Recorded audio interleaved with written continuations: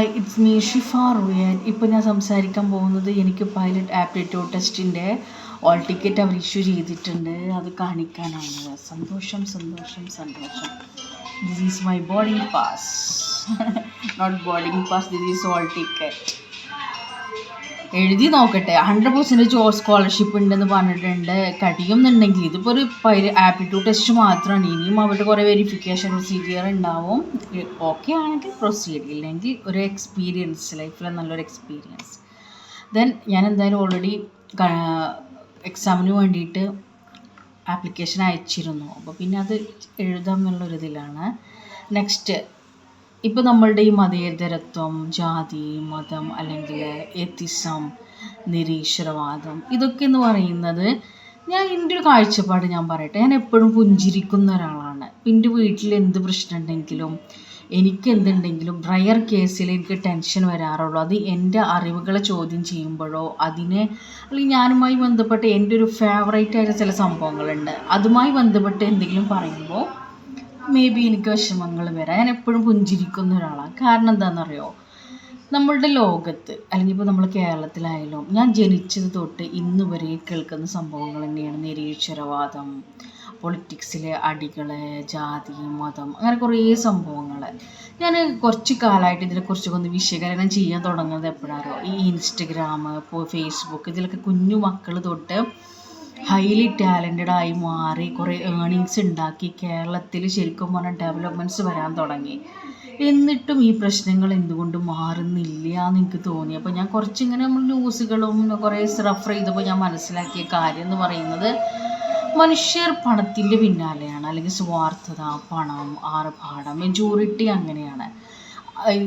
ഇന്ന വ്യക്തികൾ എന്നല്ല, കോടാനുകോടി മനുഷ്യരുണ്ട് നമ്മളുടെ ലോകത്ത്. മനുഷ്യ സമൂഹം അങ്ങനെയാണ്. അപ്പോൾ ആർക്കും നമ്മുടെ രാജ്യം നന്നാവണം എന്നുണ്ടാവില്ല, നമ്മളുടെ കേരളം ഈവൻ എനിക്കാണെങ്കിലും നമ്മളുടെ ഒരു ലക്ഷ്യങ്ങളെ തേടി നമ്മൾ പോകും. മനസ്സിലായോ? പിന്നെ വരുന്നത്, ഇത് റെസ്പോൺസിബിലിറ്റി ഏറ്റെടുക്കേണ്ട ആളുകളാണ് രാഷ്ട്രീയ പാർട്ടികൾ അല്ലെങ്കിൽ മന്ത്രിസ്ഥാനമുള്ളവർ. അങ്ങനെ കുറേ കാറ്റഗറികൾ വരുന്നുണ്ട്, ഓരോ ഫീൽഡിലുള്ളവർ. അവിടെയും സ്വാർത്ഥ താല്പര്യങ്ങൾ സംഭവിക്കുമ്പോഴാണ് എന്ത് സംഭവിക്കുന്നത്, ഈ ഒരു ചിഹ്നമായി സ്കാറ്ററിങ്, എന്താ പറയുക, ഭിന്നമായിട്ട് പോകുന്നത്. അപ്പോൾ നമ്മൾ ഒരു പ്രാവശ്യം സംസാരിച്ചു, പിന്നെയും സംസാരിച്ചു, പിന്നെ അതൊരു കണ്ടൻറ്റായി മാറി. അതാണ് കാലം എന്ന് പറയുന്നത്.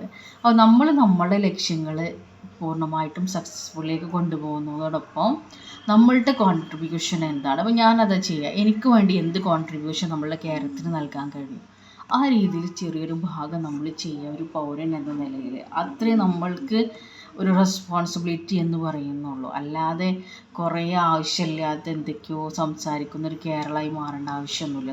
നമ്മളുടെ കാര്യങ്ങളിൽ ഫോക്കസ് ചെയ്യുക, നമ്മളുടെ ലൈഫ്. കേരളം മാത്രമല്ല ലോകം. പിന്നെ പല ആളുകളും പറയാറുണ്ട്, കേരളത്തിൽ തൊഴിലില്ലായ്മ സംഭവിക്കാനുള്ള കാരണം എന്ന് പറയുന്നത് മറ്റ് രാഷ്ട്രങ്ങളിലേക്ക് അവർ പോകുന്നത് കൊണ്ടാണ്, രാജ്യങ്ങളിലേക്ക്. എനിക്ക് ജോലി കിട്ടിയ തീർച്ചയായും പോകും. കാരണം എനിക്ക് എൻ്റെ ഡെവലപ്മെൻറ്റ്സാണ്, എനിക്ക് എൻ്റെ ഫ്യൂച്ചറാണ്. അതല്ല മറുപടി. നമ്മളുടെ കേരളത്തിൽ ഇപ്പോൾ ഉദാഹരണം, ഞാനൊരു SOC എന്ന് പറഞ്ഞ ഗ്രൂപ്പിൽ ഒരു പ്രോബ്ലം വന്നപ്പോൾ സംസാരിച്ച കാര്യമാണ്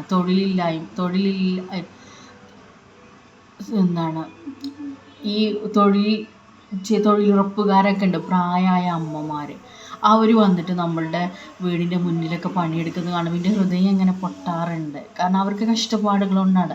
അപ്പോൾ കേരളം ചിന്തിക്കേണ്ടത്, അല്ലെങ്കിൽ കേരളത്തിൽ ബന്ധപ്പെട്ട ആളുകൾ ചിന്തിക്കേണ്ടത്, അവർക്ക് സാലറി കൊടുക്കണമെന്നല്ല, ഒന്നുകൂടി ഫെസിലിറ്റേഷൻ കൊണ്ടുവന്ന്, അല്ലെങ്കിൽ ഫെസിലിറ്റികൾ കൊണ്ടുവന്ന് അവർക്ക് സംരക്ഷിക്കുന്ന രീതിയിലുള്ള, ഇപ്പോൾ മോദിജി ചെയ്ത പോലെ പെൻഷൻ, അങ്ങനത്തെ കാര്യങ്ങളാണ് നൽകേണ്ടത്. പ്രായം ഒരു പരിധി വിട്ട് കഴിഞ്ഞാൽ അവരെ ജോലി എടുപ്പിക്കുകയല്ല വേണ്ടത്.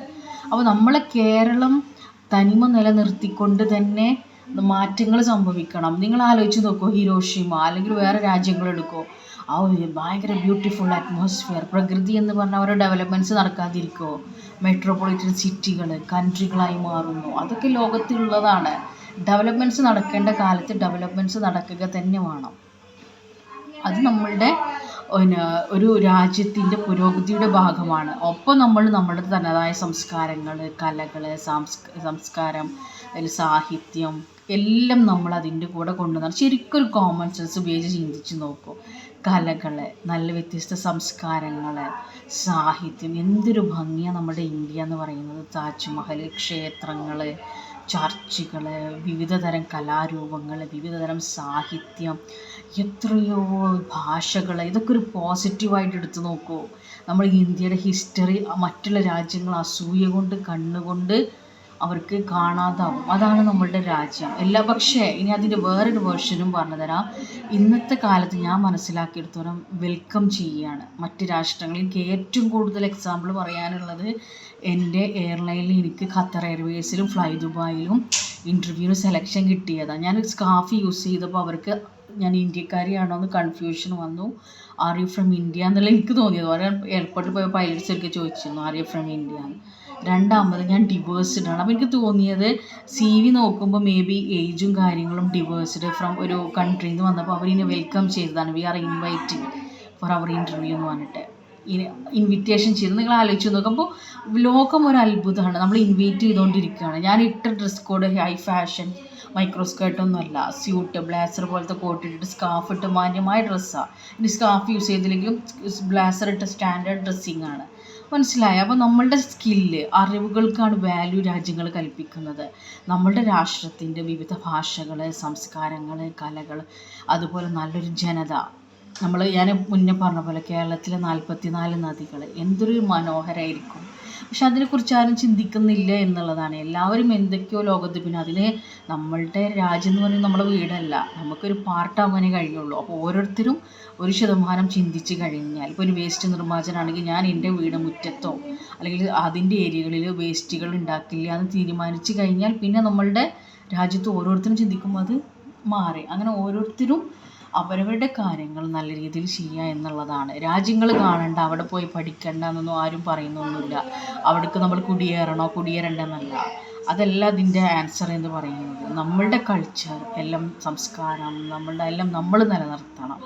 അത് മറ്റൊരാൾക്ക് കൊടുക്കാനുള്ളതല്ല.